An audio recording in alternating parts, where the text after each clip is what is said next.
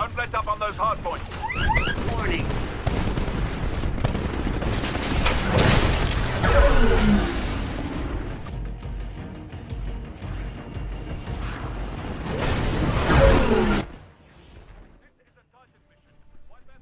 Hi everyone, Elite Assassin here, and gotta say that was a kind of an unfortunate bit of bad luck there. I was not in the area and didn't hear the enemy Titanfall incoming, so that kind of sucked. Anyway, it's been quite a while since I've done a actual commentary for you guys, and believe it or not, this is the first commentary I've done with Titanfall gameplay in the background. I know Titanfall has been out for over a month now, but around the week that Titanfall launched, my work schedule has been absolutely terrible. I've been killed with at least 50-hour weeks for the past, I think, at least the past month, and probably around the past 2 months have been just absolutely terrible, and really hasn't left me much time to do videos. So I do apologize for my, lack of commentaries and stuff, but just please try to understand that I've just had a lot of things going on with my work and just been absolutely tired when I come home from work. And actually, quick announcement about that. In my overtired state, I accidentally deleted the last 2 parts of my Final Fantasy walkthrough, parts 4 and 5, when I was going through and just trying to get rid of some old gameplays from my hard drive, and I accidentally ended up deleting those 2. So I'll upload part 3 sometime this week, but it's only going to be a 3-part series, unfortunately. And yeah, that's it for that. Also, I want to address the thing about streaming. I made that video a few weeks ago, and I ended up testing it out, and my internet connection is not good enough for me to stream. I have about a 2-second hit delay when I try streaming, and it's just not good. So you won't be seeing me stream until I probably move into my own apartment and am able to get my own internet that hopefully will be able to handle that. So there's that. I do apologize for that. I know some people were saying that they don't have Twitter, that they wouldn't be able to tell, and that if I can make a video saying whether or not I was going to, and if in the future I do have the capability of streaming, I will make a video that day saying if I am or am not going to. So we try to make it better for you guys to know what's going on if you don't have a Twitter, and that was kind of short-sighted of me to put that out there without thinking not everyone has a Twitter. Alright, so now that's out of the way, what I wanted to talk about today was PAX East. Now, I don't know if I mentioned, I don't think I mentioned in any videos that I went to PAX East over the weekend, and it was a lot of fun. Me and some of my friends were able to get two one-day passes for Friday and Saturday to go. Now, I really haven't talked about this before, but I've gone to quite a few conventions, mostly from PAX. I've gone to PAX Prime in 2010, the year they did Halo Fest, and that was really cool, right before the anniversary map pack came out. And I've been going to PAX East for the past 3 years, being that it's only a nice 5.5-6 hour drive up where I am. It's not too bad. Now, this year's PAX East was definitely the most crowded of any I've been to, and it was really cool to see how many people there in support of gaming and stuff, but it sucked because a lot of the lines were capped, and almost constantly. I actually always joked with my friends saying, we should have called this PAX East, sorry, come back in an hour, because that's pretty much what it was for any major thing you wanted to do. The big game there for me was Evolve, and it was really cool. They had a really awesome display there, and maybe I'll put some pictures at the end of this, just kind of show some things. But they had a really cool display there. But every time we went there, it was a 4-hour line, and it was capped, come back in an hour.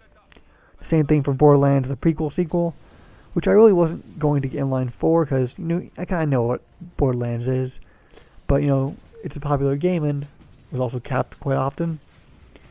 My friends did get to go into The Enemy Within, I believe it's called, and unfortunately, that game was I think an hour and a half wait, and when they got in there, they didn't get a chance to play it, which is one of the things you do run the risk of when they're enclosed areas, because some booths are enclosed and people can't see them. It's very common at cons. I know the Darkness 2, when that was coming out, you couldn't watch from the outside. You had to actually be in there to see it, and no recording. And The Enemy Within was very similar. They said it was someone playing an alpha build and kind of telling you what was going to happen. And they said it was very glitchy, it didn't cooperate, and really didn't give them that good of an idea about the game, unfortunately. And that was really the only thing any of us got to see. To give you an example of how bad the lines were, you couldn't even get to the Rooster Teeth booth. I mean, I've gone to Rooster Teeth booth and bought merch the past, 4 times I've been to PAX, 3 times I've been to PAX Prime, and the past 2 PAX Easts. This year, the line was capped every time we went there. And, that has to do with Rooster Teeth, I guess, increased success over the years. And not only that, but Monty Ohm was there promoting Ruby. Funny story. I actually, unknowingly, I think interrupted one of Monty Ohm's conversations with a Orin cosplayer to try to get his picture with a Cloud Lightning. And my fiance thought it was him, and I didn't notice it. I just kind of walked up and he said, "Excuse me, I hate to interrupt your conversation, but I'm leaving. Can I get a quick picture of the 2 cosplayers?" I go to see later on that night, he tweets out a picture of those 2 cosplayers in the exact pose I asked them for, in the exact location. And thinking back, I'm like, shit, that guy he was talking to looked a lot like Monty Ohm. So that was kind of funny. And yeah, that was something fun that happened. And also another thing that was cool that happened was I took part in a Halo free-for-all tournament. It was Halo 4 on Friday. And as they were calling out the names for people to go to their stations for the tournament, they called out Dustin Pettigrew, who is Duststorm from Podtacular. And he just happened to be standing right in front of me. So I had to actually talk to him very, very quickly and let him know how much I like the podcast. He's a really cool guy. Unfortunately, I didn't get to talk to him much after the tournament. I was out first round, and my friend had already been there watching me, so we just kind of met up with everybody else. But it was really cool to see him there at a Halo tournament, and just the little brief time I had to talk to him was really cool. I'm a big fan of that podcast, and if you're really into Halo, I definitely recommend looking at Podtacular. It's a great podcast. He does a really good job with it. And I think that's really kind of about it for my PAX East time there. Unfortunately, my friends and I don't really go there with a set schedule, and going to cons is definitely something you want to have if you want to hit certain panels and try to fit games in there. You kind of have to have a ballpark. We just kind of walked around and did things. It was the first year with only a 3-day pass, without a 3-day pass. So where normally Sundays the less busy day we set aside for playing games, we didn't really have that end. Like I said, the lines were just so bad we really couldn't fit them in. But overall, it was a really fun time, and I'd highly recommend going to cons if you get the chance. And actually, I want to leave you with one last request, and this is kind of odd for me to do, but my fiance actually took place in a contest for the game Infinite Crisis, which is a DC MOBA similar to League of Legends and Dota 2. Now, she just thought it was going to be a meet and greet with cosplayers of DC characters, and it turned out being a contest. Now, I was going to make this part of the video to be, hey, help my fiance out, help her get some votes. And, that is kind of the case here still, but actually, this is going to be a little bit of a different kind of asking from me. Well, I just kind of butchered that, sorry. I'm still a little tired here. But, I would like you guys to click on the link below, and, if you can, vote for either my fiance's Harley Quinn cosplay, which is, I believe, has the 3rd place votes. She's the one with the big mallet and the ha-has on her, painted on her corset.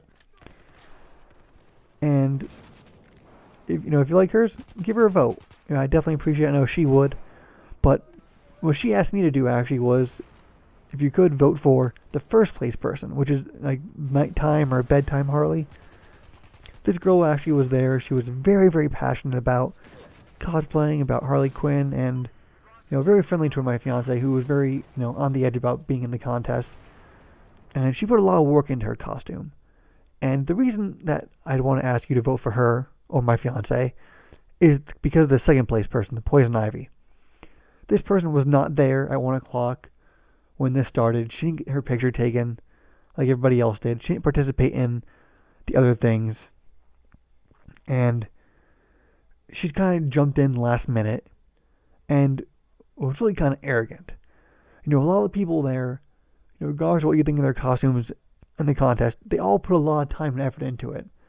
And when she was interviewed on live stream, she came out saying, I only put 2 weeks effort into this, it was whatever. It was very kind of cocky and kind of condescending. And my fiance thought she recognized her and did some research, and that she's a model. And she does these cosplays sometimes professionally. So, someone like that coming in very cocky and such into a contest like this with people who, put a lot of blood, sweat, and tears into this, just kind of grind our gears a little bit. I mean, she came in very cocky and didn't put as much work into as a lot of these people did. And she actually took my fiance out of second place as of Monday. And, she really doesn't want her to win, basically. She doesn't want the Poison Ivy to beat out Harley Quinn because she doesn't feel she deserves it. And honestly, after being there and seeing how she acted and stuff, I kind of personally agree. So, not trying to start a hate campaign against anybody, but if you can give either my fiance or the bedtime Harley Quinn some love and give them a vote. You do need a Facebook account to do this, so if you don't have one, don't worry about it. But if you do, you don't have to like anything. You don't have to do anything like that. Just go on there, vote, and let that be that. But I know my fiance would appreciate any votes toward her or toward the bedtime Harley Quinn. So if you guys can help out there, I'd greatly appreciate it. Thank you guys for watching. I'm pretty sure I went over my thing here for my gameplay. So I'll probably just throw some pictures here at the end from my PAX East trip or just on our gameplay for a short bit of time. Thank you guys for watching, and hopefully you'll be seeing and hearing from me a little bit more in the next coming weeks. Thanks, and hopefully you guys have a good week.